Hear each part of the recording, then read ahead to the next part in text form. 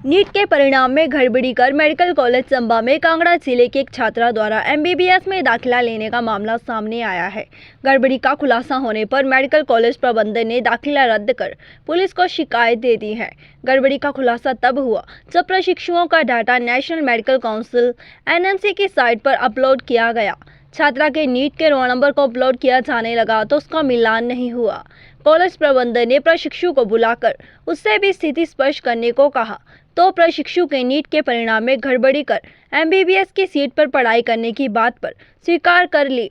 Medical college Chamba के प्राचार्य doctor Pankaj Gupta ने कहा कि एनएमसी ने 120 प्रशिक्षुओं के डाटा का मिलान किया तो 119 का सही पाया गया, लेकिन एक छात्रा के रोल नंबर का मिलान नहीं हुआ। छात्रा ने 230 अंक प्राप्त किए थे, लेकिन सर्टिफिकेट से छेड़छाड़ कर 540 दर्शाए थे। अब मामले का खुलासा होने के बाद चंबा मेडिकल कॉलेज प्रबंधन ने छात्रा का दाखिला रद्द कर पुलिस को शिकायत सौंप दी है।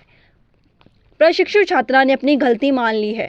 इसके बारे में आलाधिकारियों को अवगत करवा दिया गया है। हिमाचल मीडिया टीवी के लिए चंबा से जितेंद्र खन्ना की विशेष रिपोर्ट।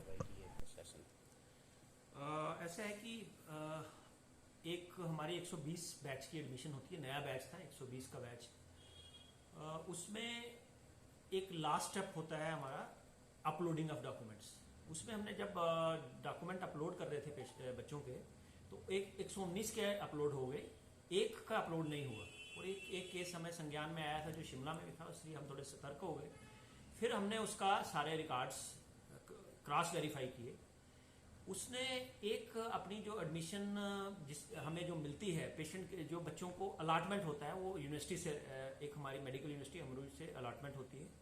उसने जो उसने वहां अप्लाई किया है, उससे वो कागज मंगवाया। उसने उसमें एक नंबर का कॉलम होता है जिसमें जितने नंबर लिए हैं बच्चे ने, उसमें उसने नंबर लिए थे 240। वो तो हमने बाद में कंफर्म किया।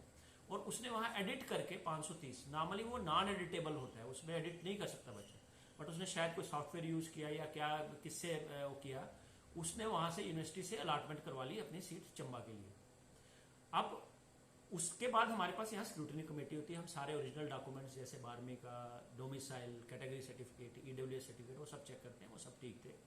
उसके बाद जब हम, जैसे मैंने बताया, जब हम अपलोड करने लगे तो अपलोड में हमारे वो अपलोड ना हो, उस समय हमें कंफर्म हो गया कि फिर हमने उससे बच्ची को बुलाया। पहले तो उसने आनाकानी की और बड़े कंट्राडिक्टरी से जवाब दिए, वो हम समझ गए। फिर उसके बाद हमने जब उसको बोला कि जो तूने यूनिवर्सिटी में अप्लाई किया वो वाला दिखा दो। जो उसने यूनिवर्सिटी में अप्लाई किया था उसी में उसने 240 की जगह 530 नंबर लिखे हुए थे। तो उससे हमें पता लग गया। फिर हमने यूनिवर्सिटी में बात की, वाइस चांसलर सर से बात की, डीएमई सर को बता दिया, इन्फॉर्मेशन कर दी, और हमने उनसे डायरेक्शंस मांगी यूनिवर्सिटी से। तो उन्होंने, यूनिवर्सिटी ने हमें क्लियर बोला कि आप उसका कैंसिल कर दो। परसों ही हमारे पास ये मामला हमारे पास आया और हमने उसकी सीट कैंसिल कर दी। और परसों ही हमने शाम को पुलिस को इन्फॉर्म कर दिया और अगली कार्रवाई के लिए उसको पूरे डॉक्यूमेंट्स के साथ पुलिस को हमने रात के करीब 12 बजे के करीब रात, उसी दिन रात को, क्योंकि हमें इसमें थोड़ा लंबा प्रोसेस होता है, सारे नोटिंग लेनी होती है, लॉ अफसर वगैरह की मदद ली, और हमने सारा रात को ही जितने भी डॉक्यूमेंट्स जो हमारे पास डॉक्यूमेंट्री एविडेंस थे, उसके जो रोल नंबर्स थे, जो उसने चेंज करके लगाए थे, जो उसने ओरिजिनल था, वो सारा उनको भेज दिया। और उसके खिलाफ हमने पुलिस में रात को ही मतलब कार्रवाई के लिए बोल दी, परसों रात को। क्या मानते हैं सर, किस तरह ये गलत है? ये मुझे लगता है कि शायद बच्चों को ये लगता है कि ये बड़े आसानी से निकल जाएंगे एक कागज को एडिट करके, बट हमारे पास फुल प्रूफ स्कीम्स होती है, क्योंकि उनको ये जो लास्ट स्टेप होता है, ये जब अपलोड तभी होगा जब उनके